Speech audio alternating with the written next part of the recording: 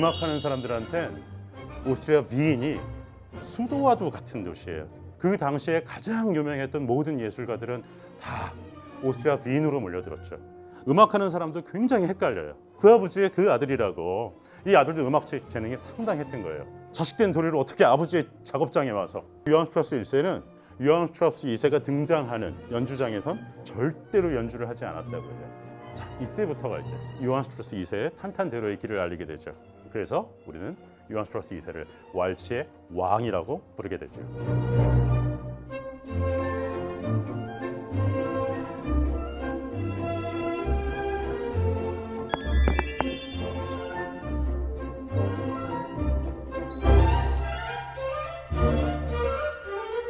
오스트리아는 그 전에는 보통 그렇게 불렀죠.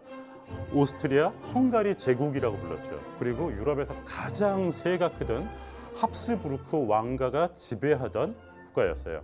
그러니까 지리상으로도 보면 오른쪽으로 보면 바로 동유럽을 끼고 있고요. 왼쪽으로는 서유럽을 끼고 있죠. 그러니까 유럽의 완벽한 중심이자 그 도나우강을 중심으로 펼쳐지는 아주 천혜의 자연 환경을 갖고 있어요. 그래서 번성하기가 아주 좋았고, 그렇기 때문에 옛날 유럽 사회에서 그 당시에 가장 유명했던 모든 예술가들은 다 오스트리아 위인으로 몰려들었죠. 그러니까 저희가 고전음악 3대 장이라고 얘기하는 사람 있잖아요. 하이든, 모차르트, 베토벤 다 오스트리아 위인 출신이에요. 음악하는 사람들한텐 오스트리아 위인이 수도와도 같은 도시예요. 그리고 거기에 있는 가장 중요한 걸 빈필 10년 음악회가 벌어지는 무직페어라인 음악협회홀, 거기는 뭐 음악하는 사람들은 바티칸이라고도 불리죠. 아름다운 도나우강을 쓴 작곡가가 요한 슈트라우스 2세예요. 근데 클래식 음악사에 조금 헷갈리는 이름들이 있어요. 왜? 우리도 같은 반이나 직장에서 이름이 똑같은 동명이인들이 있으면 굉장히 헷갈리잖아요. 근데 음악도 굉장히 그래요. 일단 요한 슈트라우스 1세가 있고요. 요한 슈트라우스 2세도 있어요. 그럼 보통 이제 이름이 같으면 별칭으로도 구분할 텐데 이 두 사람은 별칭도 아주 비슷해요. 그러니까 요한 슈트라우스 1세는 왈츠의 아버지, 요한 슈트라우스 2세는 왈츠의 왕이라고 불려요. 뭐 이미 다 눈치채셨겠지만 이 두 사람은 가족 관계예요. 아버지와 아들.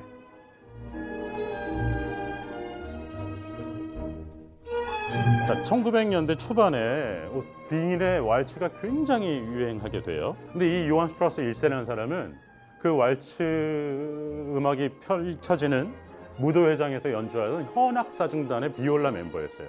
근데 이제 점점 왈츠가 너무 발전하고 번성하고 그러니까 이제 나도 좀 사업을 해봐야 되겠다. 그래서 자기가 직접 현악사중단을 창단을 해요. 그리고 작곡도 하기 시작하죠. 무도회장에서 쓰일 곡을 위해서요. 근데 이게 점점 커지는 거예요. 그러니까 나중에는 관현악단 멤버도 처음에 한 4명으로 시작했는데 나중에 뭐 15명, 20명 아주 어엿한 관현악단의 크기로까지 발전하게 돼요. 그리고 처음엔 한 4분, 5분짜리였던 곡도 점점 쓰니까 이 곡의 수준이 점점 높아지는 거예요. 이제 서주가 들어가기도 하고요. 뭐 전체적인 형식미를 더해가기 시작하는 거예요. 그래서 그 전에 윈의 왈츠들은 그냥 춤추기 위한 쿵짝쿵짝하는 음악이었다 그러면 그냥 그 자체로 독립된 예술 작품으로서의 그런 지위를 획득하게 만든 사람이 바로 요한 슈트라우스 1세. 근데 이 요한 슈트라우스 1세에 아들이 여러 명 있었어요. 그 중에 장남이 요한 슈트라우스 2세예요. 근데 이제 요한 슈트라우스 2세가 아버지한테 그래요. 아버지, 나도 이제 아버지의 뒤를 따라서 앞으로 이제 유망 사업인 이 음악 사업에 뛰어들겠습니다. 근데 아버지가 노발대발하신 거예요. 뭐 그때나 지금이나 다르지 않았나 봐요. 너 음악해서 뭐 먹고 살 거야? 그러지 말고 너 은행이나 가. 그래서 은행 가라 그랬어요. 그냥 얘기한 것도 아니고 엄청 때렸다 그래요. 그러니까 매로 때려서 이 슈트라우스 2세 몸에 붙어 있는 이 음악의 잡기를 쫓아내겠다고요. 근데 이제 아주 다행스럽게 요한 슈트라우스 2세가 음악을 할 수 있는 환경이 마련되기 시작해요. 아버지가 바람나서 집을 나가버려요. 그래서 이제 어머니가 좀 도와주기 시작해요. 이 아들도 음악 재능이 상당했던 거예요. 근데 이 아들은 아버지보다 더 한 수 떠서 19살에 자기가 아예 창단을 해요. 그래서 이제 시작을 하게 되는데 데뷔도 아주 화려하게 해요. 그때 빈에서 가장 큰 무도회장 겸 연주장은 그 돈마이어라는 카지노가 있었어요. 그 아버지가 연주하는 악단이 그 카지노이기도 해요. 근데 아들이 이제 여기서 데뷔 공연을 하게 되죠. 갖고 아버지가 아주 노발대발 화가 난 거예요.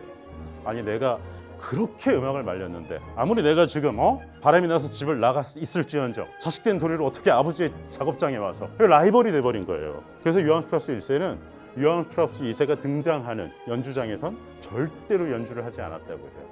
5년 뒤에 요한 스트라우스 1세가 세상을 떠나게 돼요. 자, 이때부터가 이제 요한 스트라우스 2세의 탄탄대로의 길을 알리게 되죠. 보통의 아들이었으면 어땠을까요? 아마 굉장히 좀 상심하거나 미안했을 것 같기도 해요. 근데 이 요한 스트라우스 2세는 굉장히 성공지향적인 인간이었어요.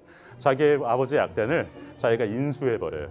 그래서 자기 악단하고 합쳐서 완전히 크게, 그리고 그 집안의 둘째, 넷째 요제프 슈트라우스, 에두아르드 슈트라우스, 자기 형제까지 불러 모아서 아주 대규모의 왈츠 관현악단을 만들어요. 그러고 나서는 계속 탄탄대로가 이어지는 거예요. 심지어 유럽을 떠나서 미국까지 가서 공연하게 돼요. 미국에서 반응이 너무 뜨거워서 그때 미국에서 붙여진 별명이 바로 왈츠의 왕이에요.